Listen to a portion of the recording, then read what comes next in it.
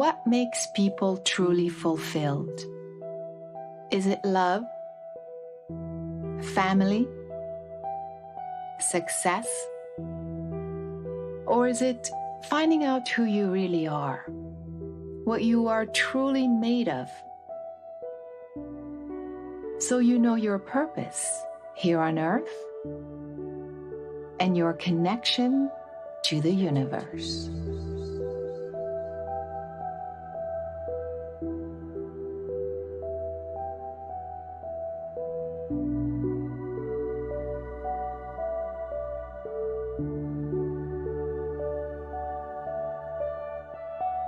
We exist as physical beings in a physical reality, while our mind is in constant communication with unseen forces in unknown worlds.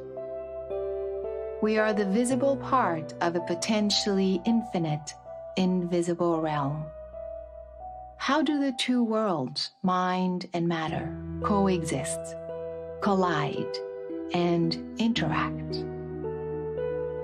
Because the energy is all around us, and energy is all connected to all different types of energy, you can communicate with all types of different things.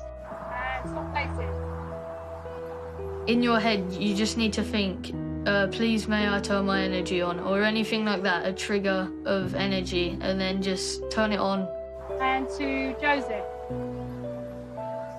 It's quite a warm sensation inside your body, it's quite tingly, and then your subconscious mind kind of realises it. As a kid, I met him down this like alleyway, and ever since we've been playing in my head or somewhere else. But he speaks energy, it doesn't speak our language.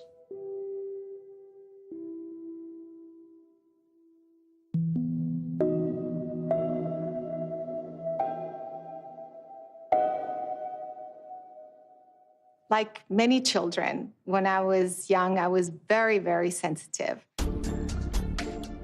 Even at the age of 5, I realized I could perceive the subtle energy. I would look at someone and I would see the energy around them. I could feel the emotions, what they were going through. I would put my hand up and I could hear their thoughts sometimes. That got me on a journey of discovery and research in the field of consciousness, how consciousness works in the physical world and how we can answer some of these questions. For example, when we sense the presence of someone, but there's no one there, what are we tapping into? What are we coming in contact with? How can we perceive an event before it happens or remotely at a distance? Is it possible to change the chemistry of your body or even your DNA? How is it that you can move a physical object without any contact with this physical object? Or use your consciousness to see without your physical eyes?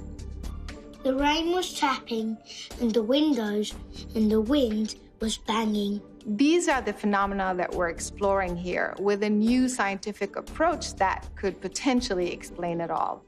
And it turns out that this field that we call parapsychology is not only widespread, but it is universal. I have about 100 articles published in journals, and each one of those usually reports between 1 to 5 or 6 experiments. So somewhere in the number of hundreds of experiments. In terms of people involved, a few thousand people, perhaps. So I've studied probably numbering in the hundreds of cases. I've captured, I don't know how many dozens or hundreds of what we call EVPs, of recordings of voices. There are actually many credible institutions around the world that have dedicated many years of research in this field of psi phenomena, or what we call parapsychology. There are programs in the government that ran for over 20 years with millions of dollars in funding, using psychic abilities, for example, to spy on a foreign government. We know for a fact that the Russians were involved in this. We know for a fact that the Chinese were and are probably still involved. The United States government and several other countries are more open-minded to this. Russia comes to mind. The Japanese were very involved. In fact, Sony Corporation had a long ongoing parapsychology program. We know our own CIA had been experimenting in psychic tests and abilities and projects like MK Ultra. The Israelis had an interest in it and may still. It's very well established. If these credible institutions and governments around the world are dedicating so much research and funding into this field, you would think there's something there. In graduate school in about 1970, I saw a banner on the wall that said, "Learn how to meditate." And I found out that I could debug the software I was writing in my nuclear physics studies in a meditation state much more accurately and quicker than I could if I were actually looking at the printouts. The lines that had errors in them were red. The others were black. And that kind of crashed my reality. Up until that time, like most physicists, I believed that if you couldn't measure it, then it didn't exist. So I would do experiments in that I could have one of these effects and then change a variable and then do it again and then change that variable a little more and do it again. From consciousness, your intent can modify future probability, can modify what happens in the physical world, which means that consciousness is the fundamental thing and the physical world is a derivative of consciousness. So I knew that consciousness theory should also contain physics theory. I finished my neurosurgical training at Duke in 1987, and then I started work at Harvard Medical School after doing a fellowship in cerebrovascular neurosurgery, all along thinking I understood something about brain, mind, and consciousness. But that, of course, was the tremendous gift of my near-death experience, is finding out that what I thought was a worldview that we just assumed to be true is actually false, that consciousness is primordial. All of this emergent reality basically emerges from consciousness. And it opens the door to a tremendous amount of understanding about consciousness and the mind and the power that human beings have over their unfolding reality. If consciousness is fundamental, where does the physical world end and consciousness begin? The physical world is a product of the consciousness world. One is within the other. It's not an either-or. It's all one thing. It isn't as though there's a physical world and there's a mental world. There's only one world. It's all consciousness. It's not just localized in there, it's everywhere. And it's also not in space, and it's not in time.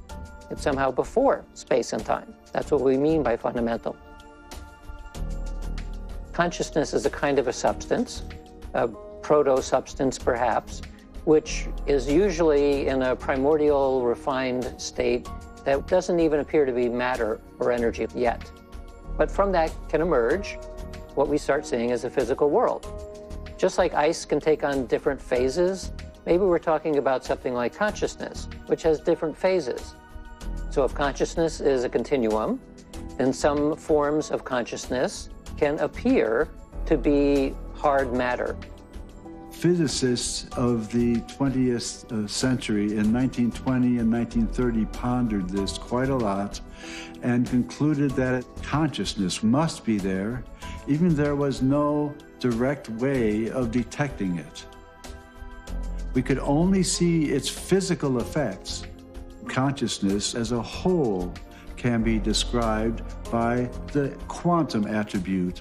It's just that the quantum attribute does not follow Newton's laws. It's not physical. It's an entirely different part of the description of matter in the universe. If the physical world exists within consciousness, how come we can see one and not the other?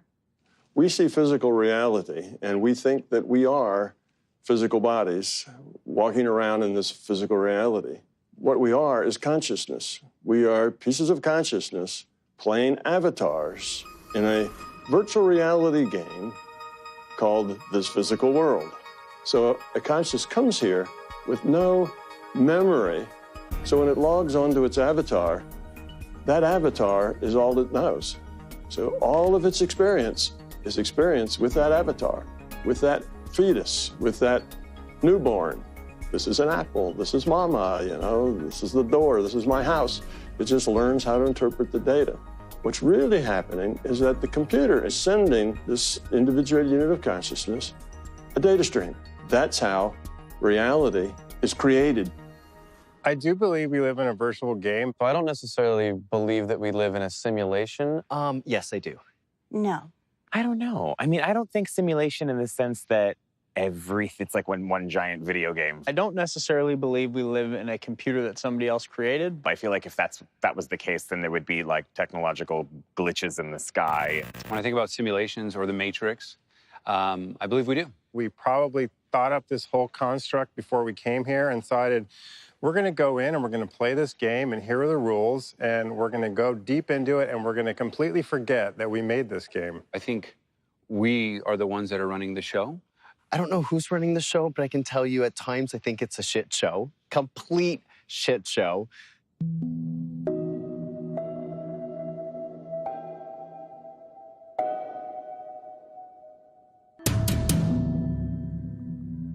The waves that describe matter are basically spherical and surround the matter. But consciousness waves, which exist in the same quantum space, are now spiraling. Let's focus on the spin attribute because it is an attribute that is shared most intensely with the overall structuring of matter in the universe. My body has a whole lot of protons and electrons in it, and those produce a joint wave of great complexity that's describing my anatomy. Can you imagine that the description of spin in the universe starts with a global spin of the universe, which then restructures in more local spins, which have a memory of the initial global? We see all the galaxies rotating, and the stars in the galaxies are all rotating. The planets around the stars, like our Earth, is rotating once every 24 hours, and so on. Some of that rotation is a memory of the initial rotation. Therefore, the universe is imbued with this enormous description of rotation, from atomic matter scales to the global scales of galaxies and their clusterings and buoys in the overall structuring of matter in our universe. Consciousness waves do share this attribute of spinning and rotating, and our minds can begin to interact with this. If the universe is based on spin and consciousness waves and can connect two minds, how would we demonstrate that in real life? I was at Fort Meade working as a Mideast analyst. What I didn't know is I lived next door to the operations officer and training officer for the remote viewing unit. They invited me over to their offices and sat me down and said, well, what we do here is collect intelligence against foreign threats using a parapsychology discipline called remote viewing. We essentially want to invite you to become a psychic spy. The U.S. intelligence community had been following what the Russians were up to and the Soviets and discovered they were pursuing parapsychology pursuits. And so the CIA was obligated to check this out. And at a certain point, they were having such good success that the CIA said, we ought to be using it against the Russians, you know. And at that point, then it went operational and they started collecting intelligence against the Russians using remote viewing, and the Chinese and a bunch of other people. A viewer who is well-trained and has a lot of experience produces information that is clearly remote viewing in origin, you know, it's clearly psychic, if you will, in origin, roughly 70% of the time. Because of the Soviet aggression, I have asked the United States Senate to defer further consideration of the SALT II treaty. In the 70s, when Jimmy Carter was president, they were trying to figure out how to base these missiles so that the Soviets couldn't take out our missile systems.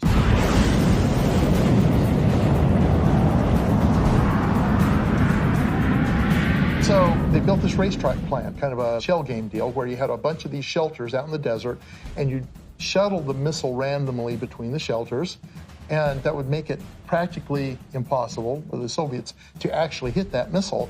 Problem was we had to find out if there was a way that the Soviets could beat the system. And so the SRI, Stanford Research Institute folks, did a study, and they were able to identify 100% of the time where the missile would be. And that information was provided to Carter, and Carter canceled the basing plan because it became obvious that there was a way of beating it. I've directed that no high technology or other strategic items will be licensed for sale to the Soviet Union until further notice. It did affect policy. It did affect a high-level government decision. And there is actually a letter from John Warner that confirms this. If there is such a thing as a psychic spy, I was curious to learn how the soldiers may have been trained to spy on the Russians. Actress, producer, and inspirational speaker Rachel Brooks Smith, who is well familiar with mind-body work, was fascinated by the subject and decided to give it a try. So, Paul. Hello. Good to see you again. Thank you. We saw each other at that conference. When I met you, I thought Rachel would be fascinated by the remote viewing. I am very fascinated, very excited to learn. I believe so much in, I guess, all of our superhuman abilities that we have that are untapped. And I am on such a path to discover those and strengthen those and share them. So I'm just, I couldn't be more excited. Interesting, the term used, superhuman. I like to think that it's normal human. I love that, yeah. But that our society hasn't recognized the fact that this is part of normality. So remote viewing is an interesting thing. It's a way of focusing your subconscious mind. Your subconscious mind knows the answer. It's your conscious awareness that doesn't. And so this serves to focus your subconscious mind, and then as you're going to write this stuff down, that's a way of bringing that into your conscious awareness. You're trying to get your subconscious talking to your conscious awareness. I've tried to narrow it down to very core elements to give you at least a flavor of how remote viewing works. I would love to try. Okay. It's like a crash course. Yeah, right. It's a crash course. Every molecule, every atom that's here, we have over here. After a few hours of intense training with Paul, Rachel felt ready for the next step. What we're going to do is called an outbounder experiment. So Caroline and a couple of other folks will pick a target outside of here where we won't be able to know what it is. Then they will go to that target and they will interact with it as best they can. Maybe they can touch it or feel it or smell it or ride around it, whatever it is. Meanwhile, we'll be back here. You're going to go find them consciously. You're going to send your consciousness there to find where they are, and then you'll report on the location where they're at. And if you pick up on it, you'll report on the things that they're doing. Okay. So just to clarify, you don't know where we're going. No, I have no idea. So are you ready? I'm ready. Are you ready? I'm ready.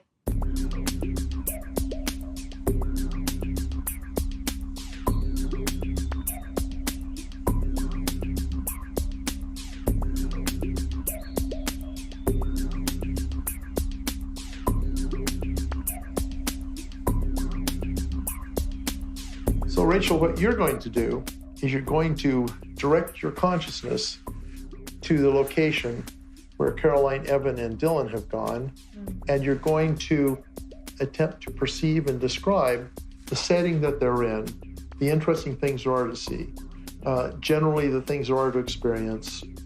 Kind of pay attention to what they're, don't focus in on what they're doing, but if something happens that attracts your attention, make note of that. Okay. And you're going to be verbalizing this as you go. You're going to be writing down the impressions you get, and you're going to be sketching. Okay. So to get that started, I want you to write down Caroline location. Okay. Just start kind of perceiving and describing in descriptive kind of terms what you're experiencing. Okay.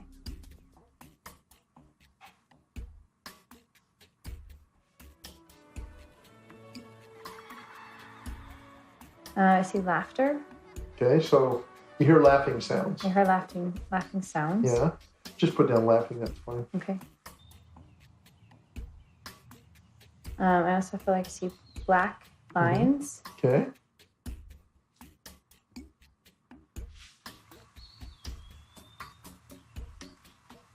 Something red. Okay. Like a feeling of red. I can't feel what, but I feel like Caroline was like holding something.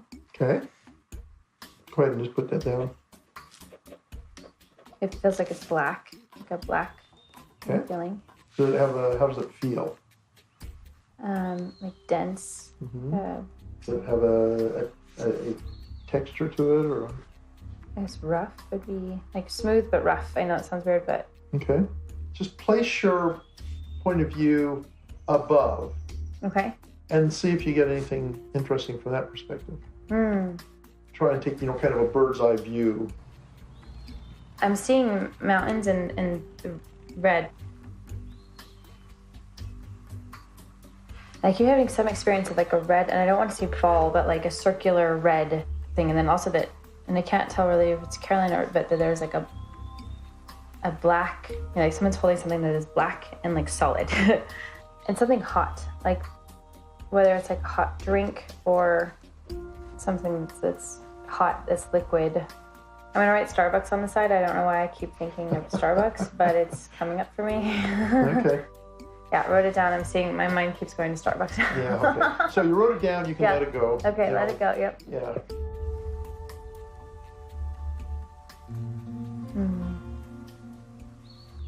Doesn't feel like there's noise, like it's just like noise going on.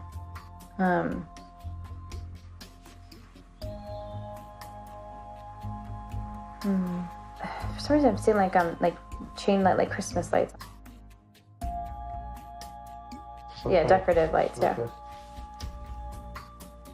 If the universe can connect two minds, I thought it would be interesting to try something different with this remote viewing experiment. I attempted to block Rachel's consciousness from viewing our location.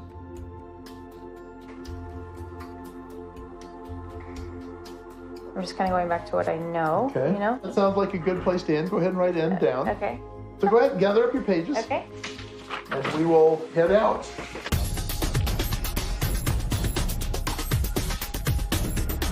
Oh my gosh, this is blowing my mind. Like, this is insane. Lights, I wrote down lights. And I literally saw, there's Christmas lights, and I said decorative lights in the front, and a whole building is a structure that's unleveled. Like, I am mind blown right now. Let's go check it out. Oh my God. Really, like, I can't believe it. Like, I literally can't believe it. So what happened? Well, first of all, one of the biggest things that I picked up on was decorative lights. Like, I literally wrote, like, Christmas lights, decorative lights, and... That's a Christmas tree. That's a Christmas tree. And right here, you can see, I wrote lights, Christmas, decorative. The first thing I did is I walked all the way to the Christmas tree. I kept saying this, like, kind of reddish color. And obviously, like, all the buildings are red. Are red. Amazing. But I also said, remember the circular thing next to the carousel? I said there's this red feeling that's like almost like a circular feeling. That is that. So then I actually came this way. Okay. I was like kind of, holding on to this thing and looking up to the Christmas tree. I said gray and black bars. And then we saw this.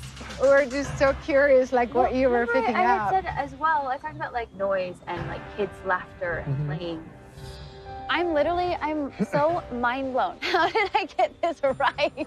So then what else did you do while you were here? So I came this way and I touched these bars like this.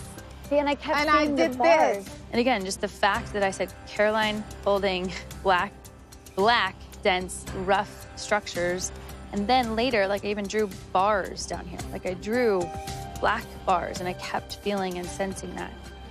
At one point I came up with like Starbucks and I was like, nope, I'm gonna write that on the left side. Like I wanna get rid of that, And over here on the next page, you can see I wrote Starbucks.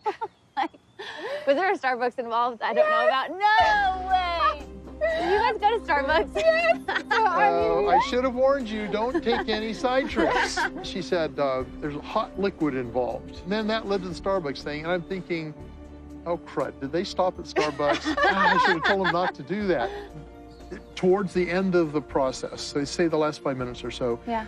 Did you feel like you're having any difference in your experience and your perceptions? Were they stronger? Were they weaker? All I know is that there was a specific point when I felt like that's it. Like there's no more, whereas for a long time it just kept coming up and coming up and coming up, and then there was definitely a certain point where I didn't have any more. You know what I mean? There was just no more.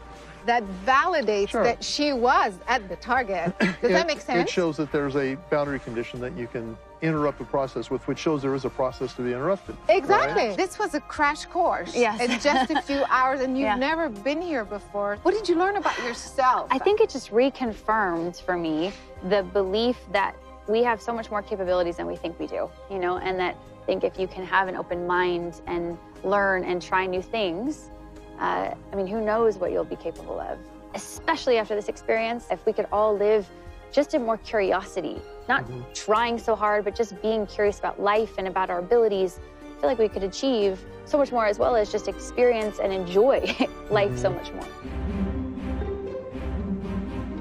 When the CIA declassified the program, they conveniently left out all of the assessments from the people who used our material. So it's almost like they didn't want people to know how successful it was. Two minds can be telepathically connected. There is a path of coherence with this spinning attribute of consciousness that's joining the two minds. These quantum waves describing the structure of my hand and this couch and your body and the tree on the other side of the room, all of these waves are standing, describing the physical structure of a body which will remain fixed in the universe according to Newton's laws for physical matter. Two physical particles can share properties at a distance through entanglement. Now, everyone is plugged into the same field. So if consciousness waves are spiraling, they carry the same pattern as the larger unified field. They become coherent. And through entanglement, the consciousness of one person could become entangled with that of another at a distance.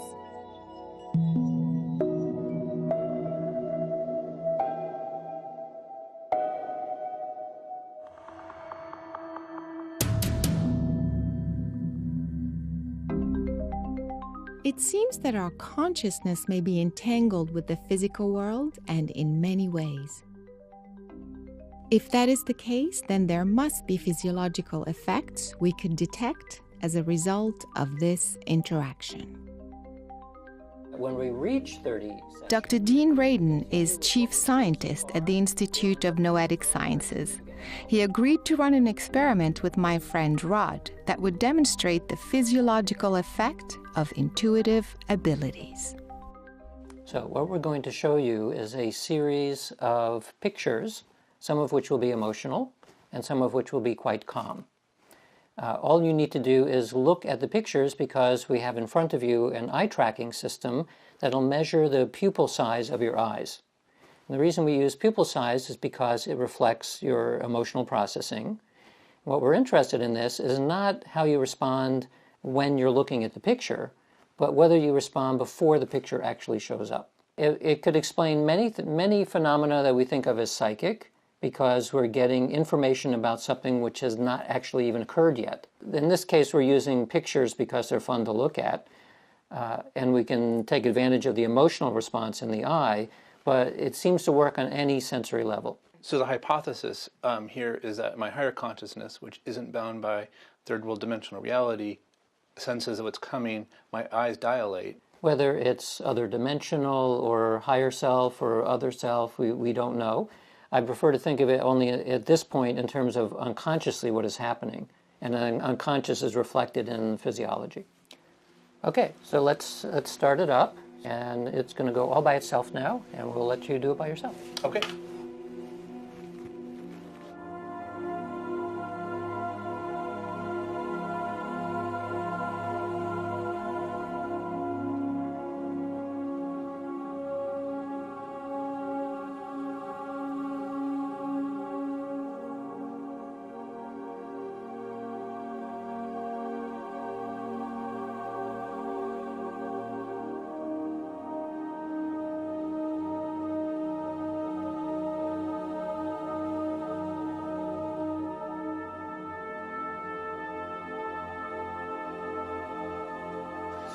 do the analysis, and what we're interested in is what is the pupil doing before the emotional or calm picture shows up. The probability of the pupil size beforehand is actually a little bit bigger than the probability for the emotional or for the calm picture. The pupil can't move that much. So. Half a millimeter is actually quite a lot. And this was about maybe a half a second before the image actually showed up. If we are able to measure the physiological effects of consciousness on the body, then we could also potentially influence a biological system, water, or even our own DNA. For the past 25 years, Dr. Glenn Ryan has pursued a career in DNA research, neuroscience, and quantum biology at prestigious institutions such as Harvard and Stanford medical schools. I thought that we should talk about pH because a lot of people understand that pH, higher pH in water, is better for health. And so I thought this experiment may be very useful. The body needs to be at a very central pH, around 7.2. And if it's too high or too low, we get into trouble. Can you explain how this instrument works? pH is a measure of the amount of hydrogen in the water. And there's a special probe that's sensitive to hydrogen, and then they convert it to electrical signal, and you get a number. On 5 separate occasions, I measured the pH over a course of an hour, and it doesn't change more than the very last segment. That's 1/100th of a unit, a pH unit. If you can change 1/10 of a unit, that would be a very profound change.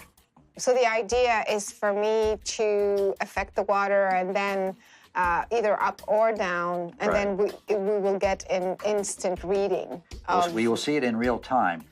I'll be right back. Okay, great. Let me see what I can do. My intent was to lower the pH in the water. I visualized that my mind was connected to the hydrogen molecules in the water and getting them to multiply. More hydrogen molecules means a lower pH.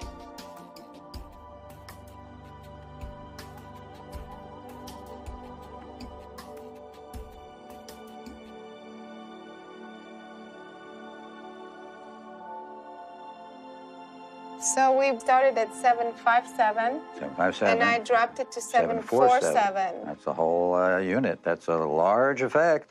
The fact that you can change this particular parameter, the acid-alkaline balance in water, implies that you could change it in the body. The body has this amazing intelligence. It knows what it needs.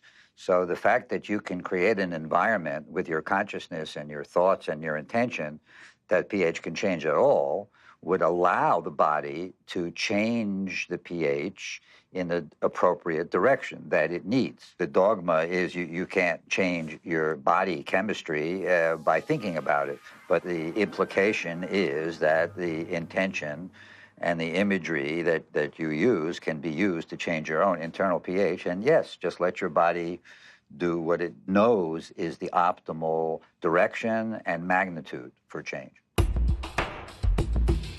Let's do another experiment, which is different from the pH meter. I have a special device here. It's called a potentiostat. This allows me to take a measure of the conductivity of DNA itself. DNA is very sensitive to human consciousness. From my own previous research, the experiment to see is if you can influence the conductivity. Okay, first sample of DNA, and now we're going to do 3 controls in a row. Okay, I'm going to write control here. This is going to be Control 1. Control 1. So what we're actually doing now is we're calculating the experimental error by looking at what happens to the DNA when there's no intervention. In this case, we're doing the 3 controls at 3 different times. Then we're going to do it a 4th time in a row, and except you're going to intervene. Okay. So we know what the variation will be, and the experimental error, as I was saying before, will be if there's no intervention. Okay.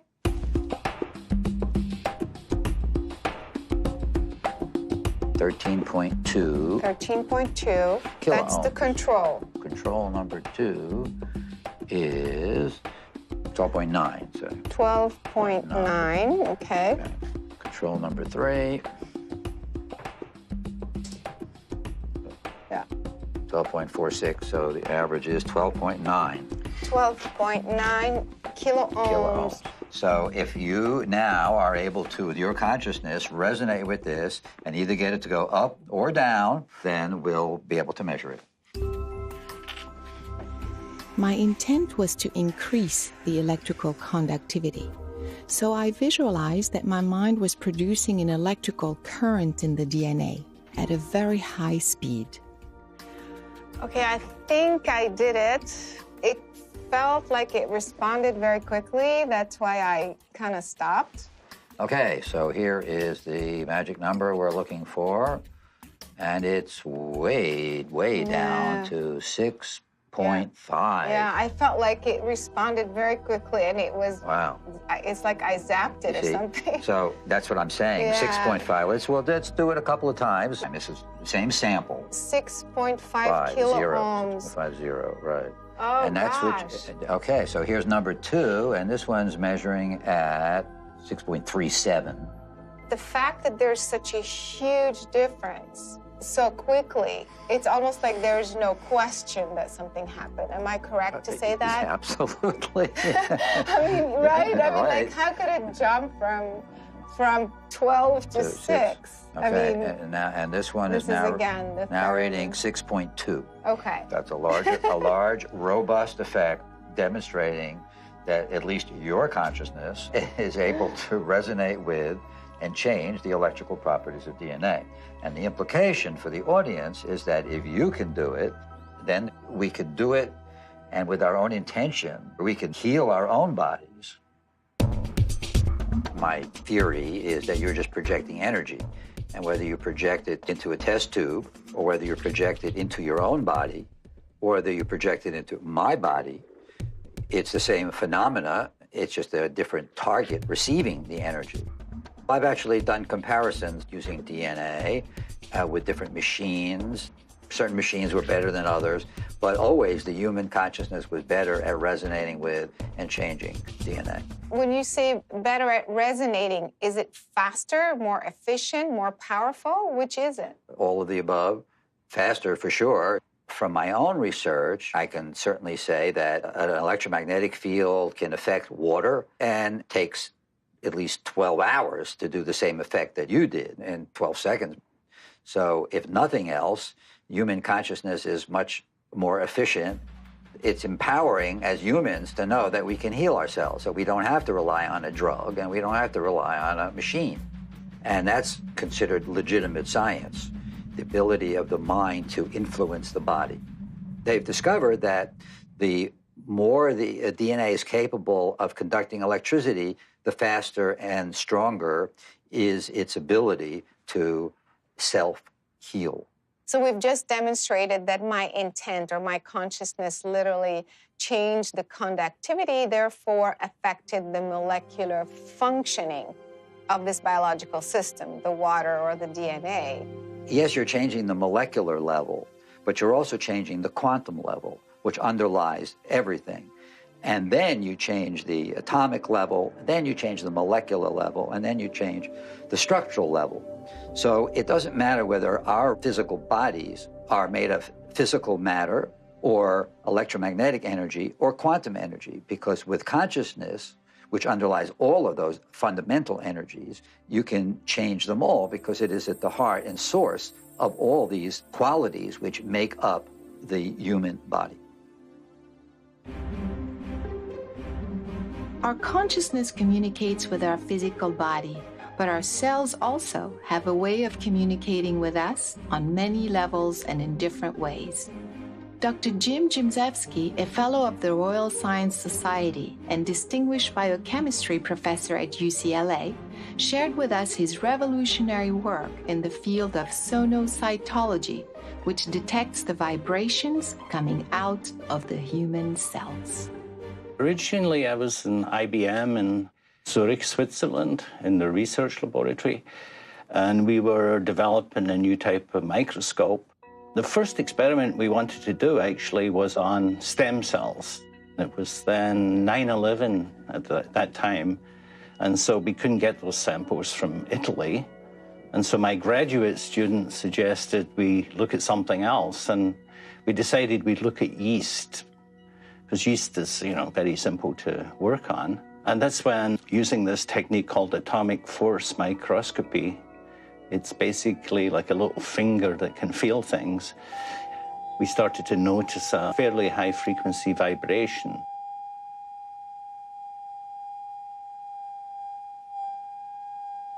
The first thing I thought it was some kind of noise in the system.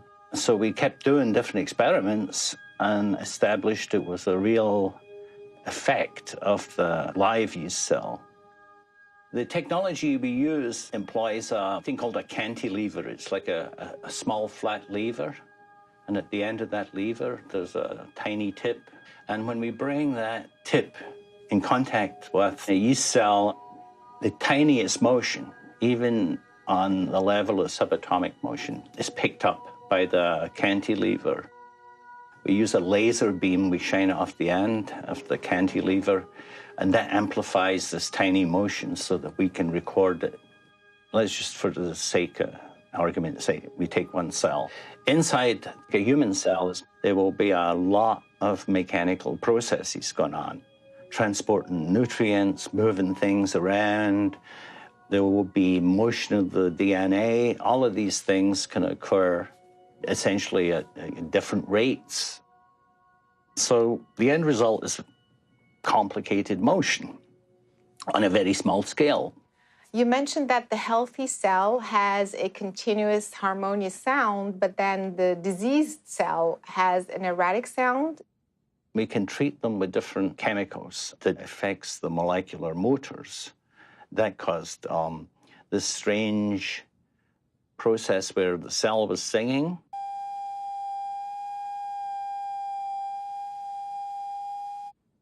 And then it started to get, a bit interrupted.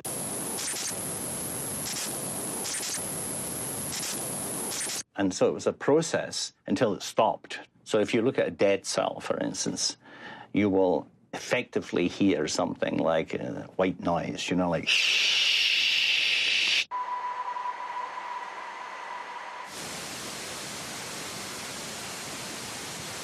The cells communicate through that effect. And in fact, the fact that I'm speaking at the moment, there's a bunch of cells in my throat, right, resonating, communicating with you. Since the cell has its own cell vibration and resonance, the organ has its own vibration, the entire body then has its own vibration. Is it possible that we are actually an entire instrument, an organism that is resonating, and therefore that's how we are perhaps affecting each other? I definitely believe that we are able to influence ourselves, influence our others. A fascinating observation comes from our own planet, the solar system, and the universe, which also emits sounds similar to the sounds of the cells inside our own human body.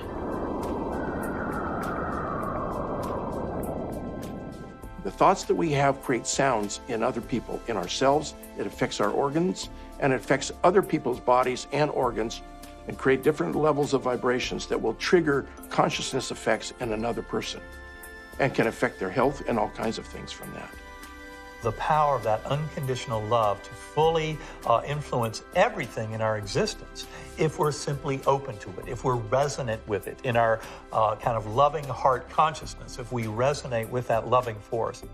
And I do think that if you're a good person, and you really just kind of give all that stuff out there, you look at everything in a positive manner, so everything that comes to you is positive. I also think it keeps your body healthier. You have less stress when you open yourself up to positive things rather than dwelling in what's going to go wrong.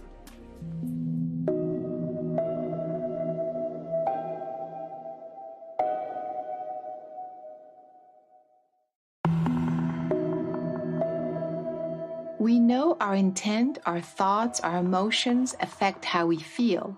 But have you considered that what you say may also have a direct and measurable influence on your body?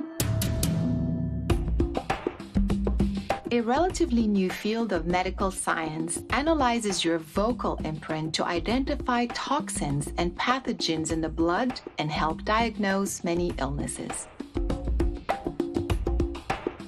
Don Estes has developed a new approach to this vocal technology that demonstrates not only the frequency imprint, but the patterns that are present in your voice.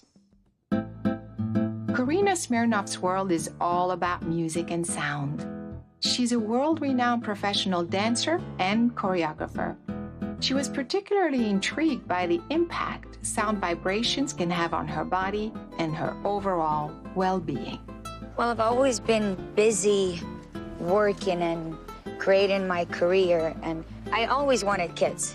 There was never a point in my life that I didn't want kids, but it's also difficult because if I have a child, then I have to take time out of my work and out of my career.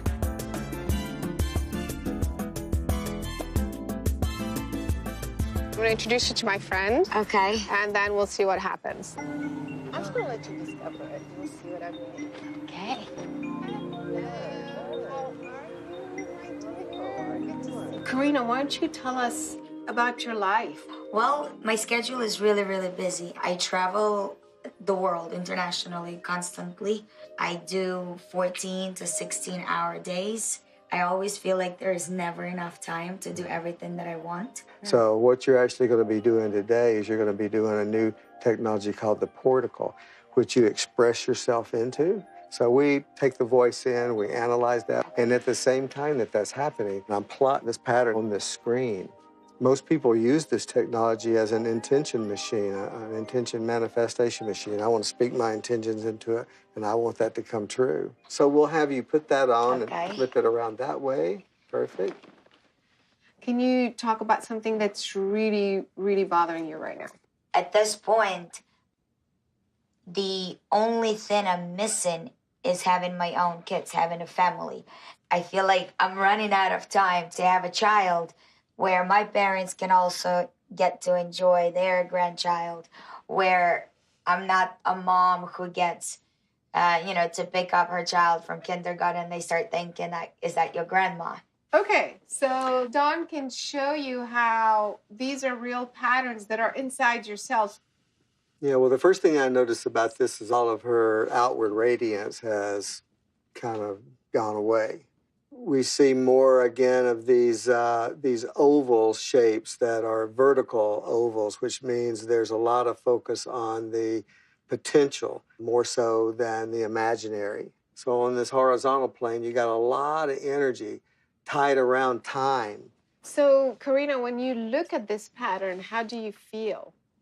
It's busy without structure. Chaos. Maybe. So, why don't you switch to something you really, really love? Something that's working in your life that you want more of? I do what I love. I get to travel the world. I love traveling. I get to experience different countries, cultures. So I love that, and I enjoy that tremendously. And I'm also doing a lot of things with the kids. I have a big kids program that is taking off really, really fast. This is like having a dream come true. In terms of work and where it's going, I couldn't be more grateful and happier. Great. All right. So now we see a lot of harmony going on in there. We've got a lot of circles outside of the center there. That really brings your energy out into the environment. And it's going to have a tremendous effect on people. Well, it's a responsibility to self as well as to other people to be able to stay in the right state of mind, to stay positive. What's your favorite color? I've always loved yellow because I find that it's happy, it's a ray of sunlight, it's warm, it's life-bringing. It's yellow. Yellow's happy. Great. Right. And tell us about your least favorite color. My least favorite is dark burgundy. Like that dull, not even dark, like dull burgundy. I find it stale and flat and old. This is interesting. When she was saying yellow, I saw more yellow. You saw more yellow here. And then when she was saying burgundy, there was more burgundy. So if I want to feel happy, I should wear more yellow? She doesn't even have to wear yellow. She could say or think yellow. That's true. That's what we were talking about earlier. It's what you say is what reality is. And that's the hardest thing for people to really get. Well, thank you very much. This was incredible. It was very eye-opening, and I learned a lot. I believe the experience today not only enhanced, but it kind of proved that we create our reality. So if there's something that we want, we need to project it out there. We need to manifest it. We need to at least give ourselves the platform to create it. There is something more to a human being other than just a physical being. It's kind of like a fingerprint. It's like each one of us has a individual everything. We have an individual fingerprint, we have a voice print, we have brain frequencies and heart beats. Your heart shows how you're feeling about things.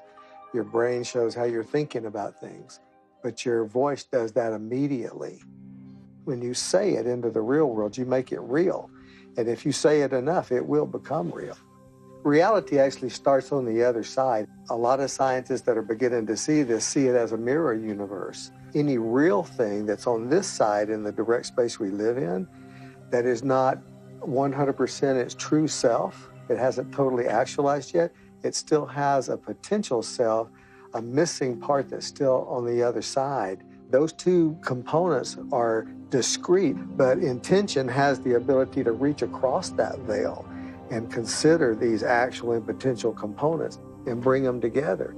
And as soon as it brings them together, a little string shows up over here on this side. You have these automata as the most primary basic level of reality that when added together by intention, they become strings, which become primary particles, which become atoms, which become molecules. The molecules come together and make up cells. The cells come together and make up tissues. The tissues make up organs. The organs make up superorganisms like humans, stars, star systems and galaxies and that sort of thing.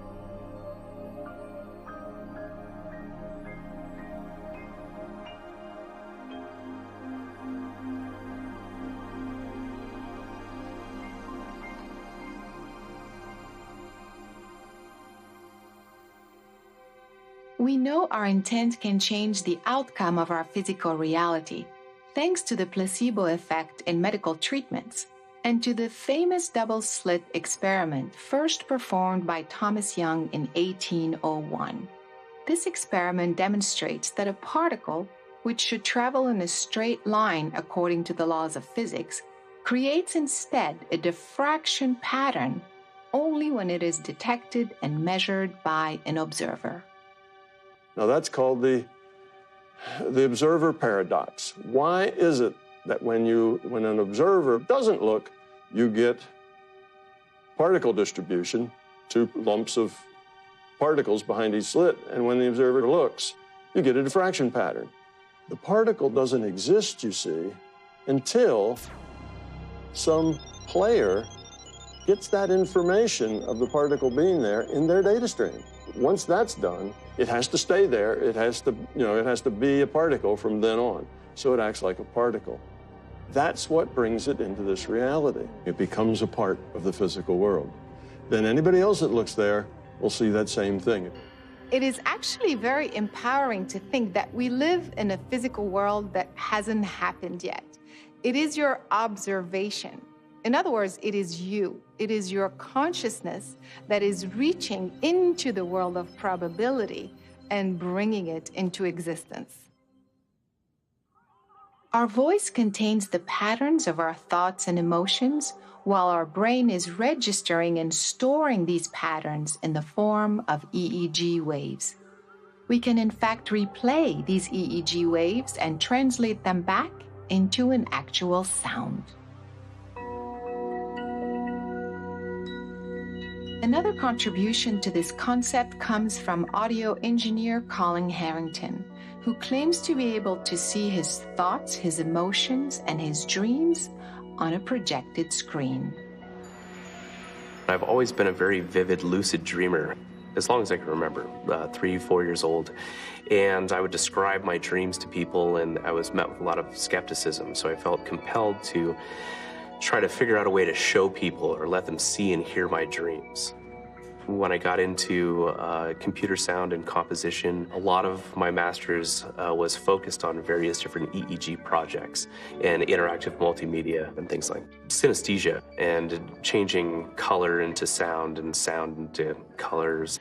Color is a frequency, light is a frequency, brainwaves are a frequency, all of the sound that you hear is a frequency. Those correlations and blending those with diverting them into other sensory inputs are making the internal external and the intangible tangible. There's a whole field called cymatics that turns vibrations into the patterns, and you can see the wave interference patterns that are very elaborate and striking and beautiful. Using sometimes different types of technologies like this can help you retrain your brain. You see the results of how your mind works.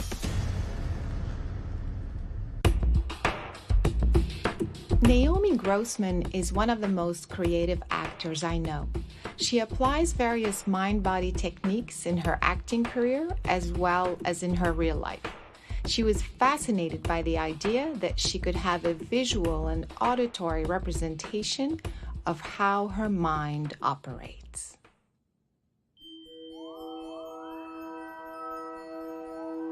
It's a one-to-one real-time response. So as your mind is evolving and changing based on your mood and your alertness, it will generate music in real time. And I can run that into pretty much any instrument that I want.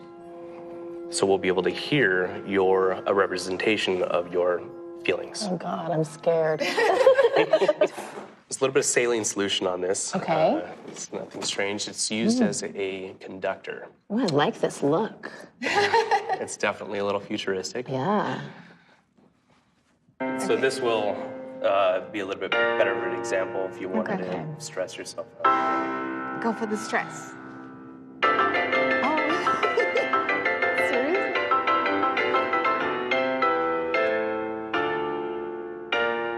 And if you could think about something stressful one more time.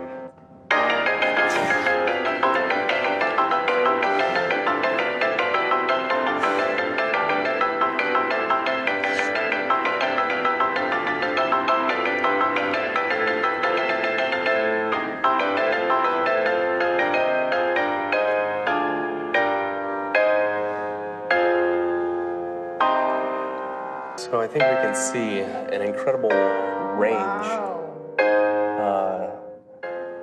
Being in the world of acting, being able to turn it on like that is really impressive, because I've run this various iterations of this software on hundreds of people, but I've never seen someone be able to turn it on and turn it off. By going to wherever there is.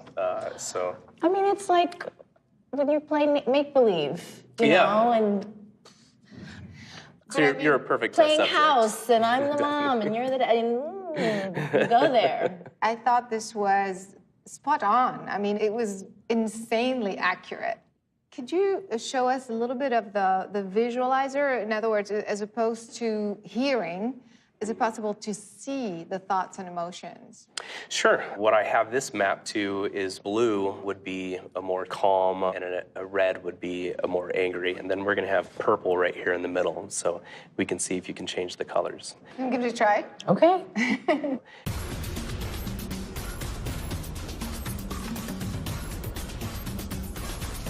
Stress.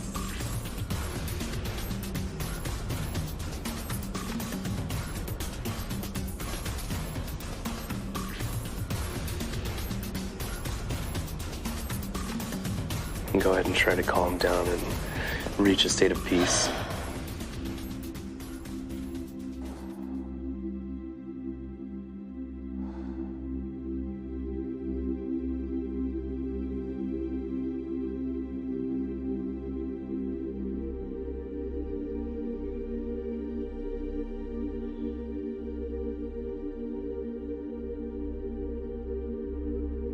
really love the one-to-one real-time relationship here. It's amazing. So did I go red and then did I go blue? Oh, yeah. Absolutely. I've spent plenty of time going red in my mind. Whereas going blue, you know, I have less experience with that. And it was fun.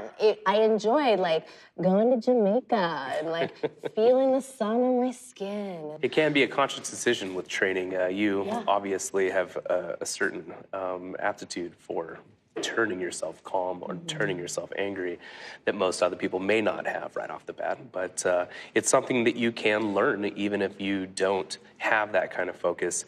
You can train yourself. Now what we'd like to do is train the computer to recognize an image. Let's try with a positive image. Let's try something with a positive. This is the image that we're going to be using. We can teach the computer how you react to a certain image. I included this blank white slide in there to be nothingness unless you're recalling a specific pattern. So let's try to recall that image. Put yourself on stage.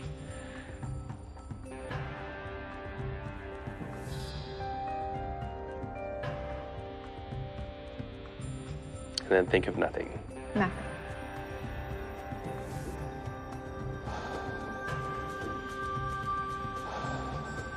Put yourself back on that stage and feel the way that you felt when you were there.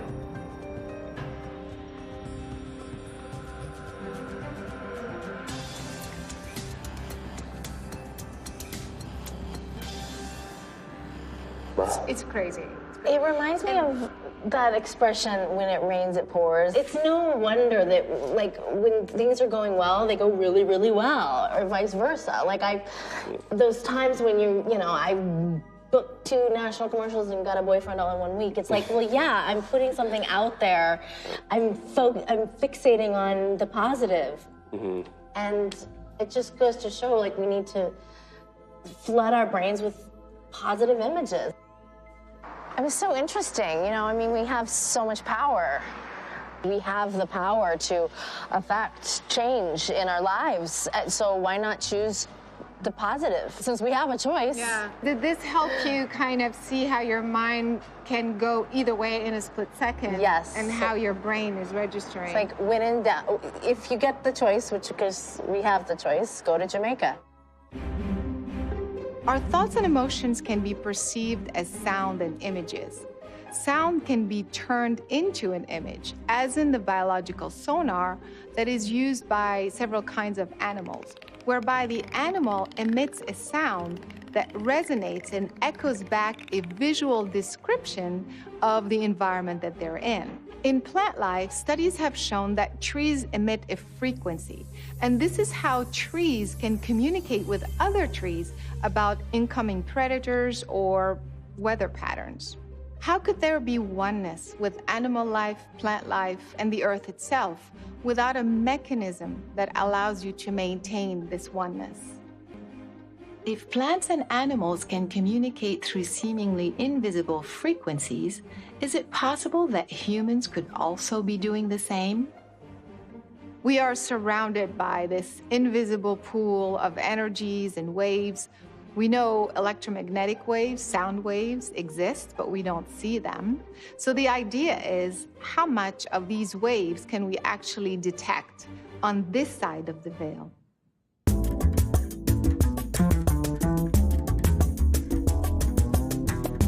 Ex-FBI agent Ben Hansen has been investigating and documenting paranormal anomalies around the world using multiple technologies.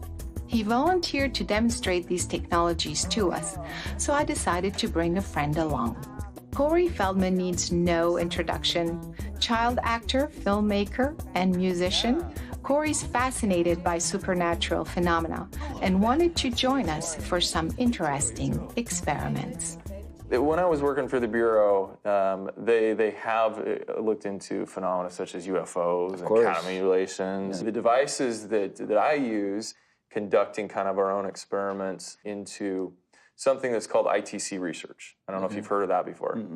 So it's instrumental transcommunication.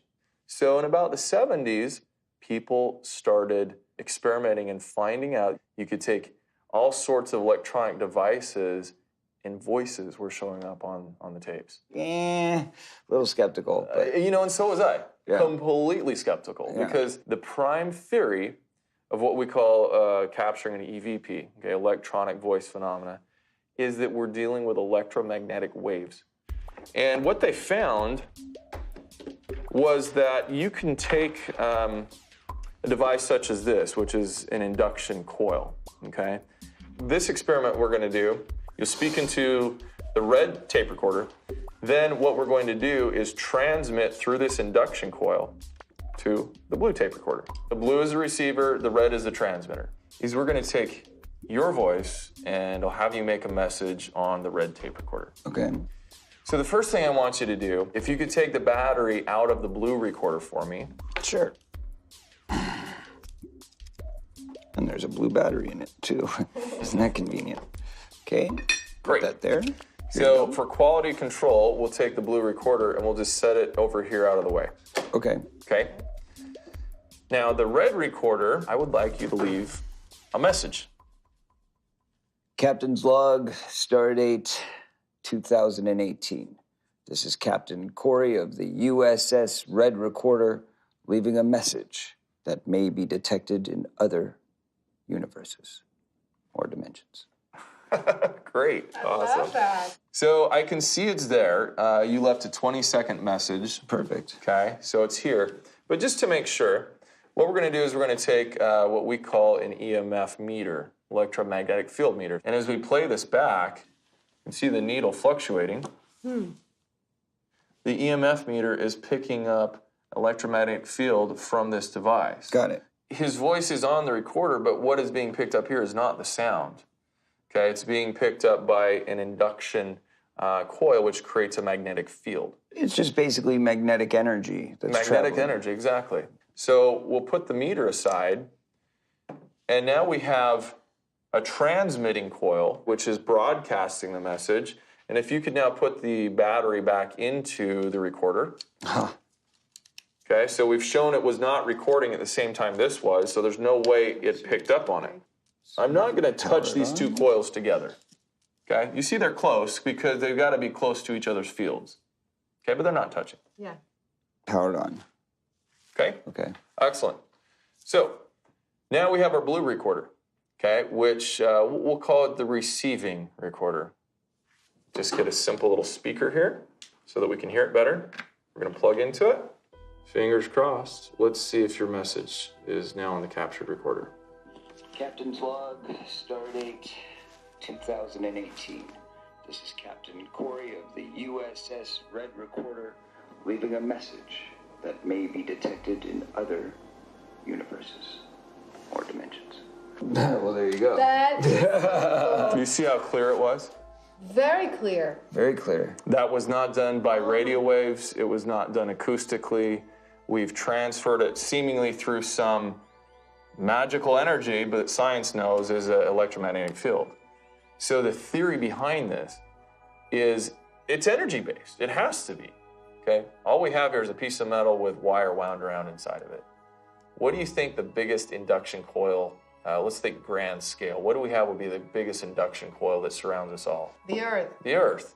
If it's that, or if it's some other energy we don't quite understand, we're all connected to it. You just demonstrated how sound waves can be transferred from one point to another without physical contact.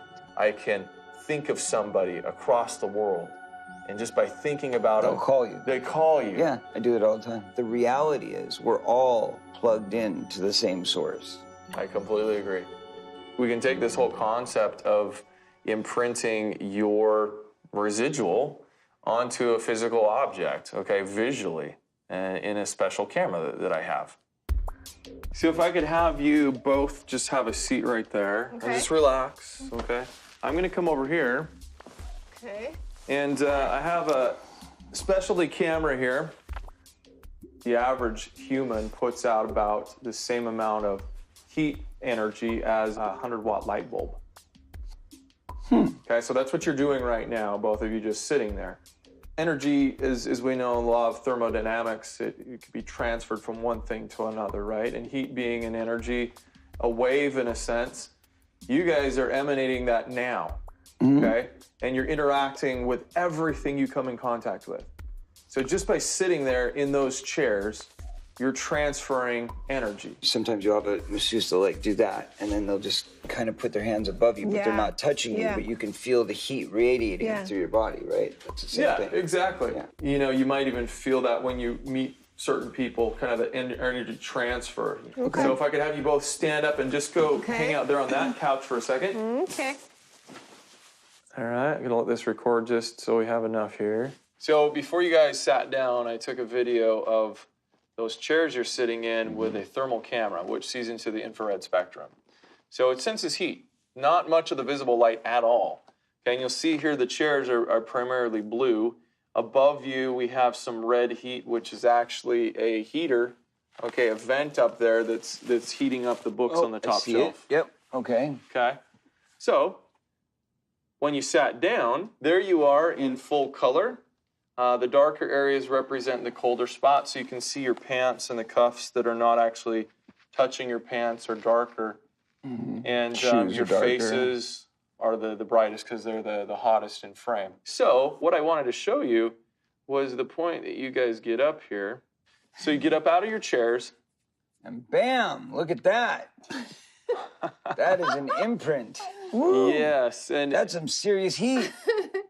Look at that. Oh, wow, look at mine, really bright where my face was. You can see where your hand was on the left hand, and you, I think, had an elbow or something like you were just sitting there. Right. Yeah, but it's really from, I mean, it seems like that's right. Yeah, it's right where my heart would be. Yeah, the chest seems to be the brightest.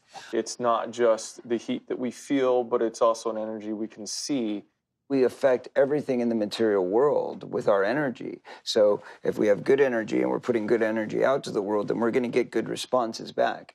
But if we're putting out negative energy all the time, then you're going to have negative come in and affect your life that way until you make a conscious effort to stop. And once you go, I'm going to believe everything is good, everything is fine, it's all going to work itself out. And then all of a sudden things start to reverse themselves. I will never tell somebody with 100% certainty what I captured on this tape recorder or on this video is a ghost, an alien. I don't know that. I don't believe in ghosts, mind you, I never did. But there have been things that have happened where it makes you question it. All we know is it's unexplained. And it's something that we can't see, but it's being perceived. And somehow technology is capturing it.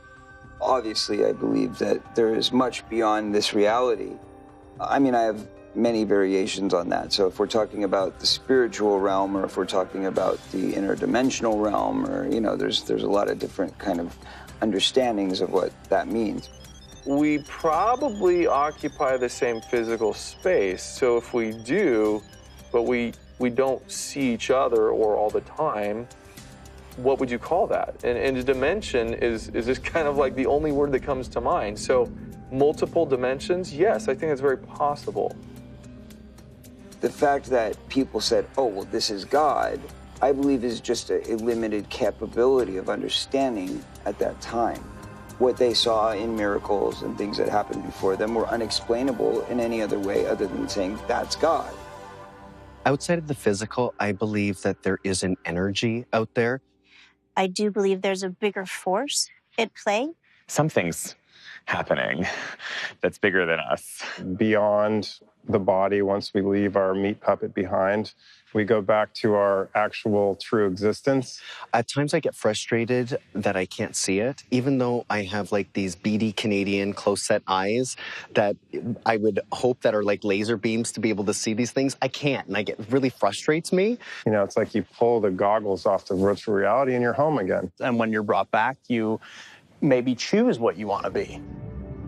Our reality, in essence, could be different to different people, although I do think there is one truth. The problem is that science has not caught up to be able to explain the rules by which it operates.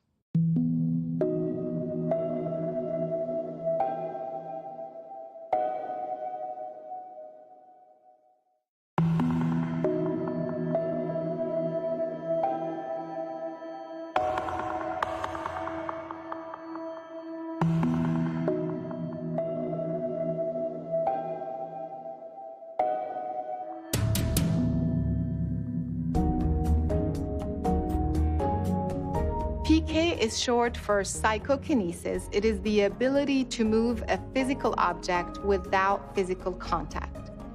I've been working with PK for the past couple of years with very interesting results. It is your intent that is interacting with the physical object that is getting it to respond. But the minute you let go of the result is when you get the result.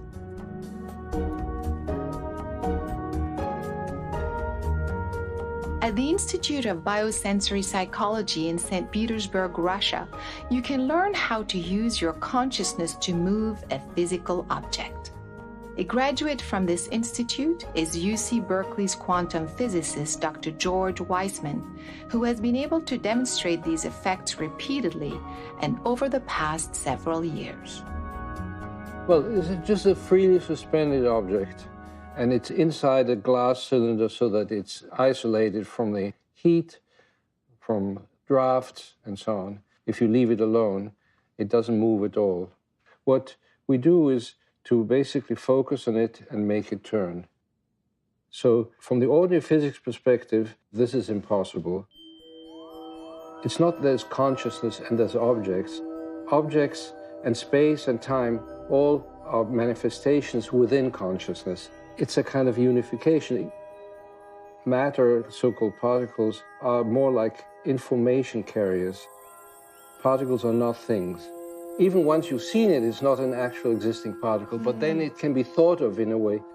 It is described by this wave function, which is just a probability function.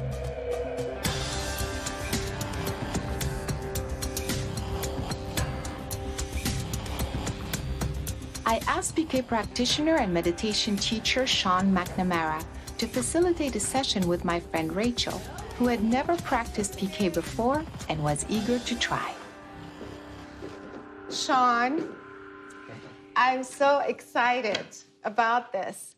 I mentioned Rachel to you. I can't tell you how excited I am. I cannot wait to learn. Yeah. It sounds like you have a lot of confidence already. Like some part of you already believes that it's possible. Is that true? Oh, I do. I have been studying and so passionate about the power of thought and intention. I mean, ever since I was 14, went through a really difficult time in my life. I saw a movie that changed my life, and I had this very life-changing experience where I was like, that's what I want to do. I want to perform, I want to act, I want to inspire people just like that film did for me. Through focusing on that, intending it, writing it down, having vision boards, seeing it, watching it every day, seeing myself do it every day. I ended up playing the lead in the sequel to that same film 6 years later, something that everybody told me was impossible. Where you place your awareness is where energy goes. That's basically all we're doing here with this psychokinesis experiment. We're going to produce movement by using our mind in a certain way. And it's really like baking a cake. You put all the right ingredients together, and you put them in the oven, and you give it enough time, and when enough time has passed, you pull out this beautiful, delicious cake. And no calories involved. That's right. Yes. It is a meditation process in itself, and the way other types of meditation have those life lessons wrapped in, you see it right in front of your eyes. If you're too tense, it stops moving. When you relax, it starts moving again. If you don't give it enough time, it doesn't work. If you let go, it works. So this is just another way of showing those basic life principles that we all know about. And so at this point, we can lift up your container, and you'll want to do this very slowly, because when you do it too quickly, it knocks off the tin foil from the needle. And then you'll want to just put your hands on the glass on either side of the object. Eventually, it'll start responding to your breathing pattern and to the level of relaxation in your mind. So yeah, when it starts, it means that a shift has occurred within you. And your mind just started responding too. So I think we're sharing a field now. Is it working? This is so cool to watch. Yeah, I mean, it was totally still. It's moving. As maybe silly to some as this may sound, sending love to the material, saying I love you, let's work together on this, let's be one, let's move together. Look what it's doing as you're talking about love. Your heart's opening as you're talking about it, and it feels it. And I can also feel whenever I start to feel those ego thoughts or wanting to get it right or afraid of failure, then there's this disconnect. And I think that's so powerful to understand that that's the whole thing of ego. It's like the want to get it right can block you. But when you just allow and be filled with love and energy. Like, amazing, miraculous things can happen. Rachel will now attempt to place 2 objects inside the glass container and see if she could perhaps influence one object and not the other.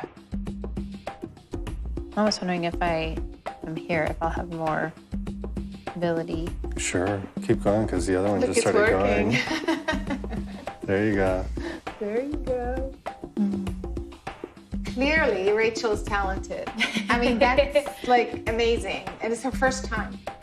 And this is the hardest condition to be under. Not only is it your first time, but you have 6 cameras on you. There are other people in the room watching, hoping, expecting. Yeah. These are the hardest conditions for anyone to operate under for psychokinesis. So congratulations.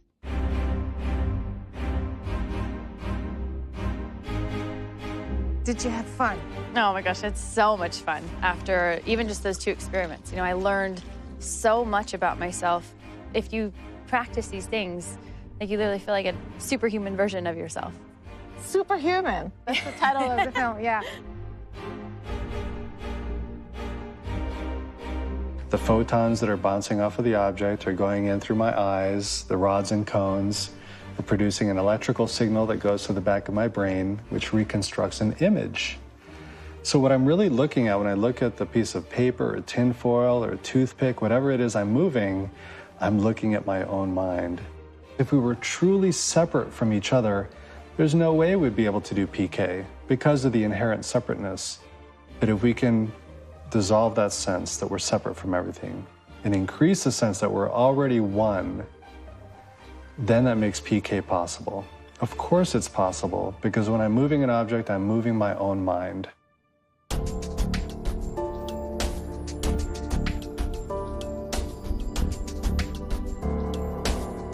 Dr. Mike Willicke is a professor of neurobiology from the University of California in Berkeley and a researcher at an NIH-funded laboratory. His interest in PK began after a profoundly transformative Zen meditation experience, which led him to alter entirely his model of reality. This is completely sealed from any electric. I started working with Mike in 2017, and I was most impressed by the scientific rigor he brings to the field, and also how far we were able to stretch the boundaries and possibilities of this methodology.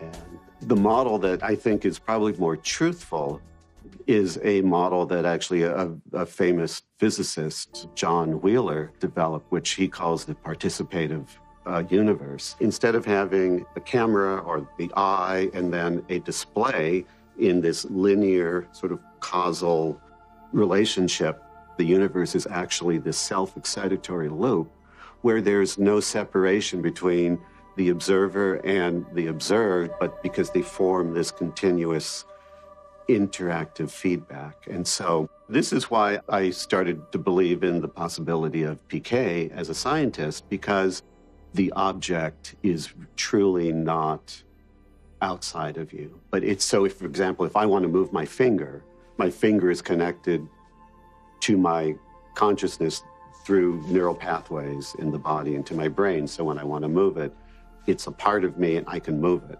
The piece of paper in front of me is not physically connected with neural pathways, but it still is a phenomenon and an appearance within my consciousness, what you might call a back channel. If you think about it, the brain and actually all the cells in our body are phenomenon occurring within this bigger consciousness.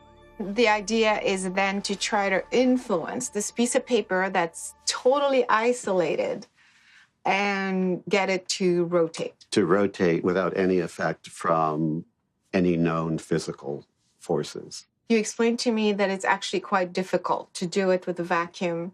So actually, it's impossible. So not just difficult, which is why I've added a little twist, which actually allows me to accomplish this in a vacuum.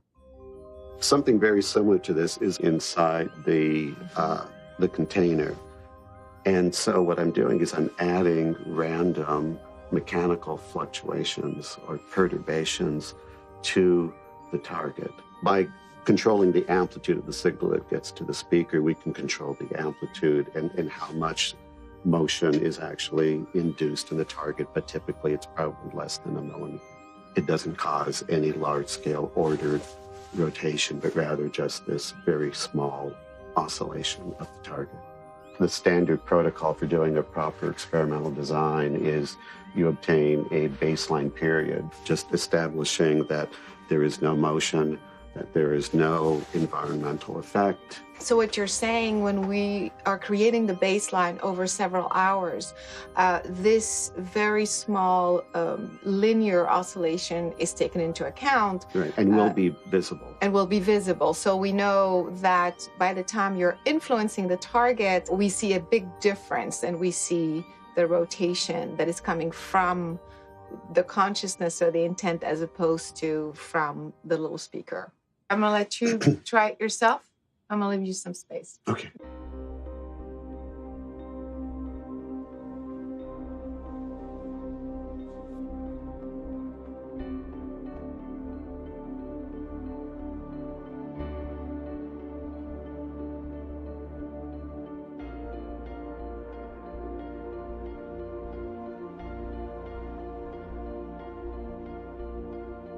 So Mike, how did it go? What happened?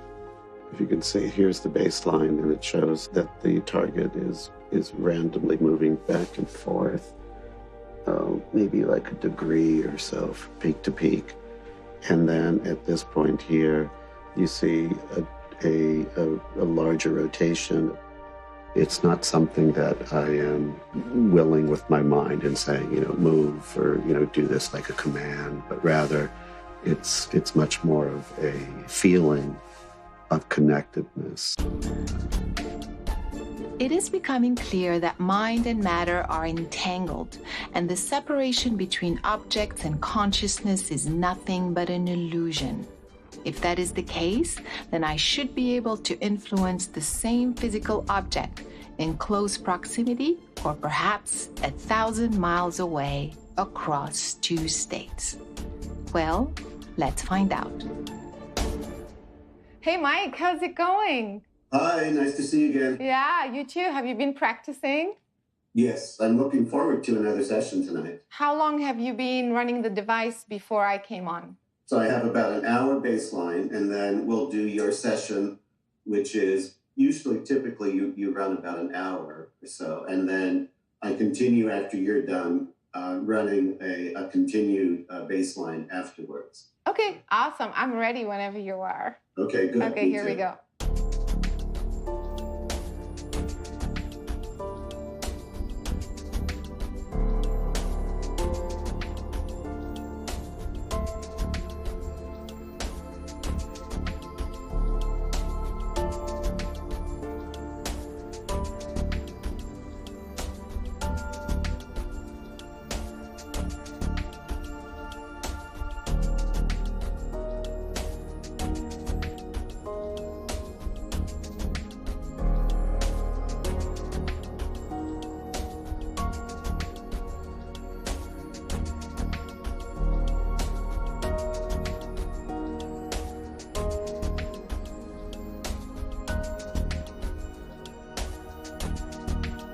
It was just like turning. That's really something I haven't seen before, having it rotate multiple times in succession like that. Is it possible the people who are watching would say this is a fluke? Could this ever be a fluke since the baseline was established for so long? Typically, during the baselines, it's completely motionless and still. So I'm confident that the results we're getting are being really provided by your intention and not by any other kinds of environmental factors that could be influencing the target. Every time we continue to get these good results, I become even more confident that this is a true phenomenon and that you really are providing the trigger for these rotations. My theory is when we perform PK or any other mind over matter exercise, our consciousness switches the brain from linear functioning, firing randomly in different areas, to 100% capacity, whereby the brain functions as a whole. Anyone can do this. In fact, without knowing the anatomy of the brain, all you have to do is focus your intent on the center of the brain. And that information is then distributed through the corpus callosum to the two hemispheres, which allows you to understand what's going on, and through the endocrine system, which then allows you to feel what is going on. Because the brain is now engaged at its full 100% capacity, you can now perceive and experience things beyond the normal human range, meaning beyond time and space. If this is true, then we should be able to transcend any limitation of our physicality, perhaps even our eyesight.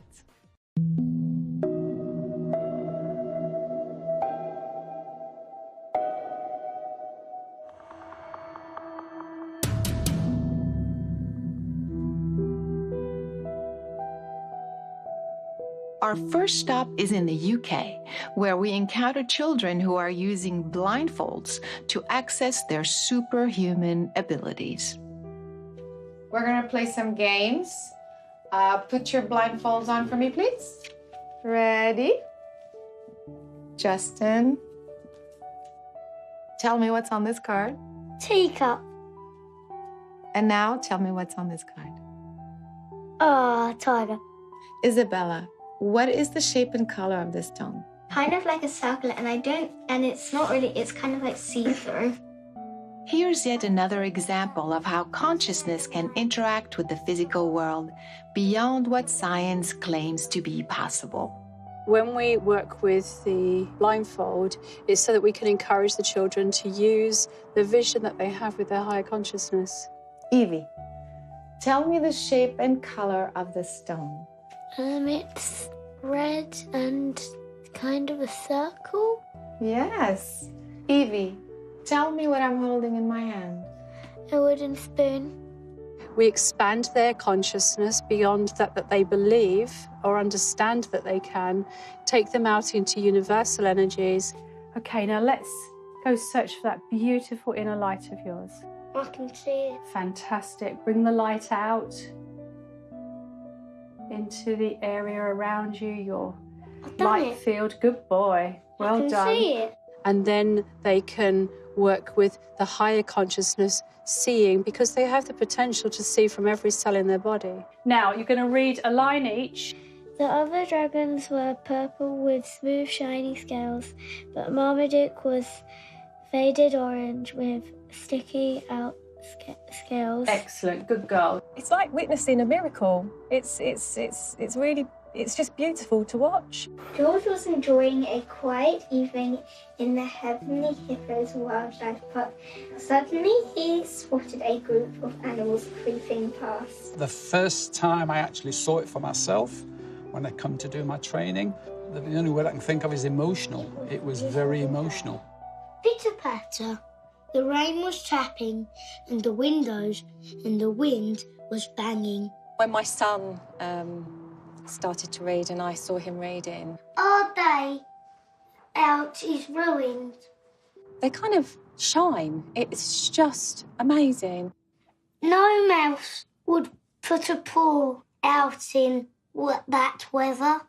Needless to say, I wanted to know what it felt like to experience the physical world through these blindfolds. Totally dark. Yes. Wow.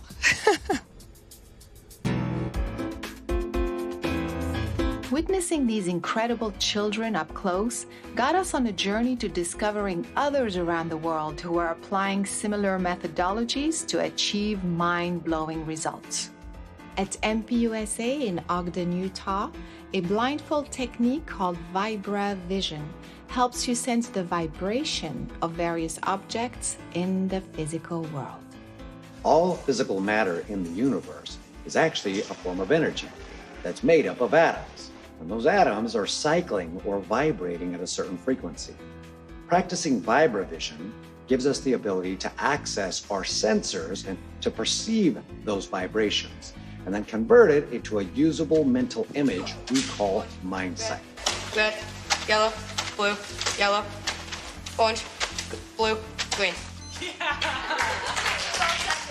we can see the unseen, to do things that are thought of as impossible. 8 of clubs, 10 of diamonds, 5 of hearts. 1, 2, 3. At MPUSA, folks of all ages demonstrate these incredible skills inside the academy and out in the real world. How about the grilled chicken and sausage gumbo? Gumbo. Nice there. How much do they cost again? To $29.90. Correct. And Colton, what were you just touching? These are fan boxes. All right, what color is that? That's it. Let's find the Lay's brand.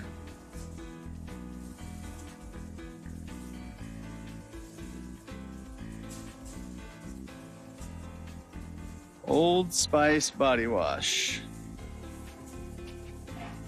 Very good. From Utah, we make our way to Stuttgart, Germany. There, children are using a different approach to the methodology and display skills with impeccable accuracy. In the beginning, it felt a bit weird when I was able to see without my eyes, but after a while, you get used to it.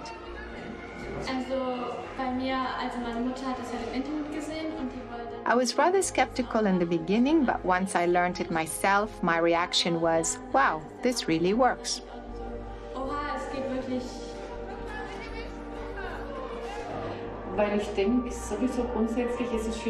I believe much more is possible than we know. Human beings have a lot more skills that they could develop. I also have a granddaughter who learned the skill and bops around with the mask here today. I'm amazed how well it works.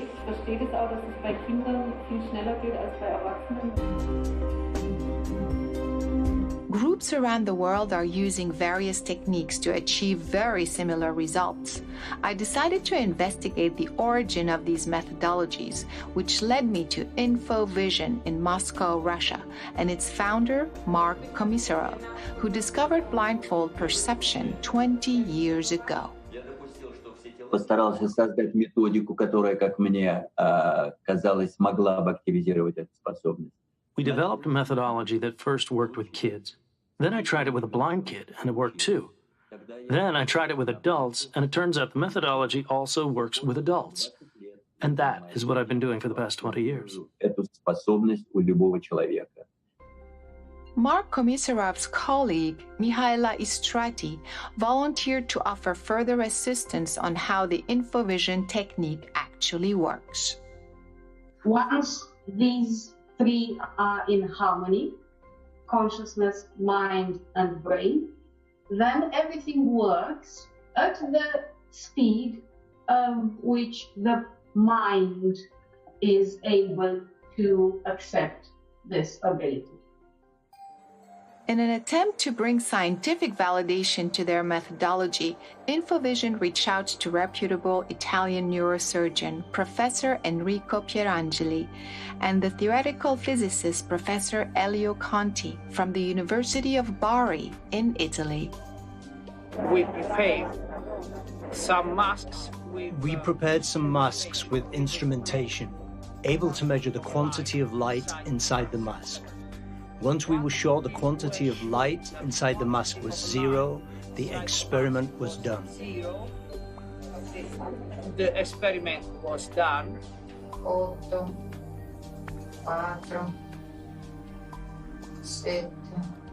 And the volunteers were able to read the words on the computer. The computer. 19. 42. Also, when they were asked in which color these words were written, they were also able to describe the colors. We just recognized this as a fact. Recognize that this is a fact. 5, 9, 8, 9. These methodologies can be applied to various eyesight issues such as Sylvia's advanced farsightedness, Radu's severe astigmatism, which had made it impossible for him to read. Ce întrebări ți-au venit în minte în timp ce citeai? Or even the blind who are now able to perceive their environment with more ease. Now we're talking about something that is not just to help you with your guidance system or sense your environment, but something that is incredibly practical and transformative. When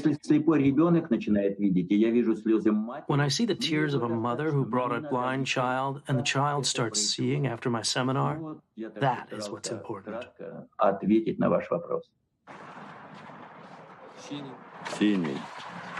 All the senses are coming together, and that gives you the experience of the environment non-locally.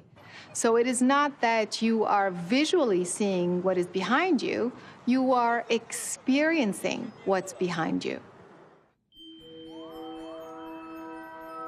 Back in the US, I shared my research with my longtime friend Kim, who at the age of 33 discovered she suffered from a rare genetic macular disease. While her condition is medically impossible to cure, Kim was willing to defy the odds and potentially try to regain her perfect eyesight. My eyesight is something that's been not normal for half of my life. So the first half of my life, first 33 years, were perfect vision, perfect. And then at age 33, a genetic disease appeared and became worse and worse over a period of 2 years. And it's a rare eye disease, and it affects the macula. My biggest problem is I can't read very well, and I have a lot of different reading aids. I'm trying to stay open to anything, so I'm very excited, and I'm hoping that I'll have just improvement in the sort of clarity of what I can see and be able to read a little easier, to be able to see somebody's face a little clearer, read a sign. It's just so frustrating.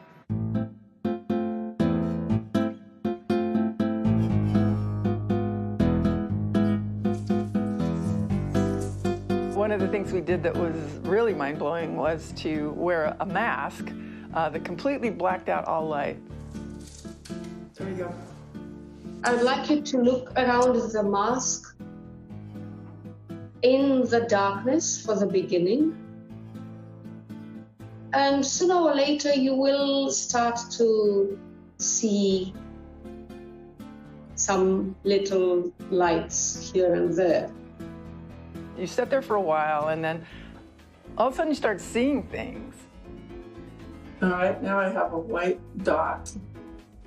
I started to see the whole, it was as if I was seeing the whole universe, all of the stars, all of the constellations. You could actually see the stars blinking, you could see meteors. Because I can still see the stars again. It was very cool. It's like you were, and so you could just sit there for a while and just enjoy the show. And then we started to use colored pieces of paper to determine if I could see colors. Yeah, so let's do like this. This is green. See if there's any difference in the colors. Here says purple, the opposite color. Mm-hmm. Here is red. Well, I couldn't see 100% of the colors. Some of the darker colors were harder to see. I could see colors. I just have to wait, and then it shows up, which is kind of the point of the whole thing. You don't need your eyes. It's your awareness or your consciousness that actually is doing the perception. And it actually feeds to your visual system so you can then see it. So your consciousness sees it before your eyes see it, not the other way around. Everything's your attitude, which is your perspective, the way you go into things. It's just keep that attitude. I can do this, anybody can do this.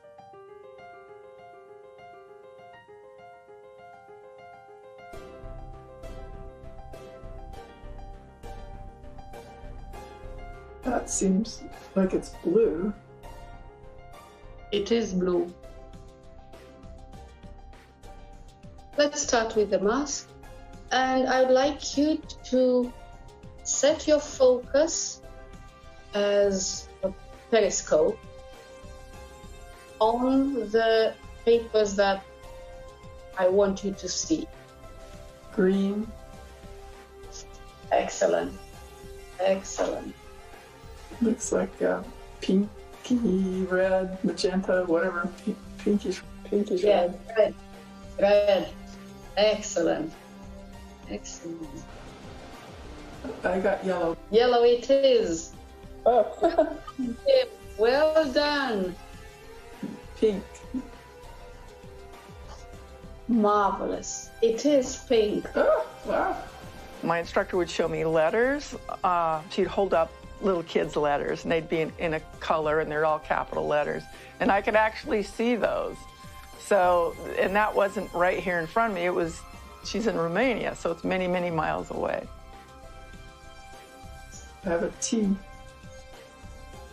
Amazing, Kim. That's what it is. Well done.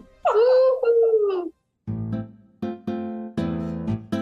Normally, if I pick up something to read, I'd get my magnifying glass and I'd assume this position. And this is really hard on my neck. It hurts, and I've had some neck problems from constantly doing the same pattern. But now I just pick it up, I look at it, and I just wait, and then I start reading. Okay, so now it's getting really easy. I used to take notes and just write as if like I used to write, and thinking I was writing well, but I wasn't. And so now what I'm doing is taking my time and seeing what I'm writing and making sure that each letter has a space around it, and so that I can now go back and read it, whereas before I couldn't see anything because the letters were on top of each other. Okay, this says, let's try this now. I am going to write in different sizes. So now I'm just deciding to pay attention, take my time, and now I can read what I write. Huge. The idea that seeing is not believing, that seeing doesn't have anything to do with it. It's more like you can perceive everything, the visible, the invisible, whatever. You perceive it with your consciousness and your awareness. It's not seeing is believing. In fact, it's probably the opposite, because your brain plays tricks on you through your vision and other things. So I think this is a huge concept that's applicable to everything. The blindfolds are an incredible tool that remind us that we don't actually see with our eyes, we see with our brain. But it is your consciousness that is reprogramming and directing your brain to perceive what you want to perceive and experience what you want to experience. This is what this is about, mind over matter. If the current scientific laws of physical reality were accurate and complete, then they shouldn't be broken, ever. And yet these laws are being broken every day, repeatedly, by hundreds of people around the world. The bottom line is this. No matter what you believe in, if you believe we live in a matrix in someone else's simulation, or if you believe in God or Buddha, or if you're an atheist and there's nothing beyond this physical world, the most powerful technology in the universe is consciousness. If your consciousness can change the chemistry of your body, if your consciousness can allow you to see perfectly without the use of your eyes, if your consciousness can allow you to move a physical object without physical contact, if you can influence an electrical device, an electronic device, or a computer nearby or at a distance, well then who's more powerful, you or the physical world? Consciousness evolves by lowering its entropy. It does that by making choices. And by those choices, the individuated units of consciousness can evolve, if they make good choices, toward caring, toward love, toward consideration, or they can make poor choices and de-evolve toward fear, self-centeredness. It's all about me. We live in a world where freedom and free will are part of the design. And within that, there's choices that can be made, and those choices have impact throughout the entire quantum field, all great distances, from our thoughts and how that bounces off and echoes out of the matrix, and how that bounces back and influences us. So there's a dialogue going on with that. So we sort of come to this world, and I guess in our materialistic sense, we want to forget about vibrations and things like that. We just want to think of matter and stuff. What part of your life has been the most significant? And I'll bet it's not the stuff. It's not the car, it's not the house you live in. It's there, and it's important. Yeah, you need your car to get around and so on. But what's really important in your life are your relationships, the caring, the love, the significance of connecting with other people. What am I doing here? I know I have to pass on my this, and I have to give my kids this, and I have to, you know, it's all of this stuff. Love, I think, is the main reason we're here. For me, knowing that that's it allows me to look at every day and just, I'm in love with life. The purpose of the universe is for life to emerge and thrive. We believe that these principles are universe-wide. The purpose in so many ways of existence is to know thyself. The self-awareness of the universe, this profound quality of awareness, of conscious awareness of existence, is inherent in the universe itself. Exploring your superhuman abilities allows you to discover your own potential, the mechanics of your consciousness. In other words, understand who you really are. As you think, as you feel, as you make choices, you contribute to the expansion of humanity as a whole. From a limited state of being to an elevated superhuman species that fits within the grand design of an intelligent universe. So now ask yourself, are you a superhuman?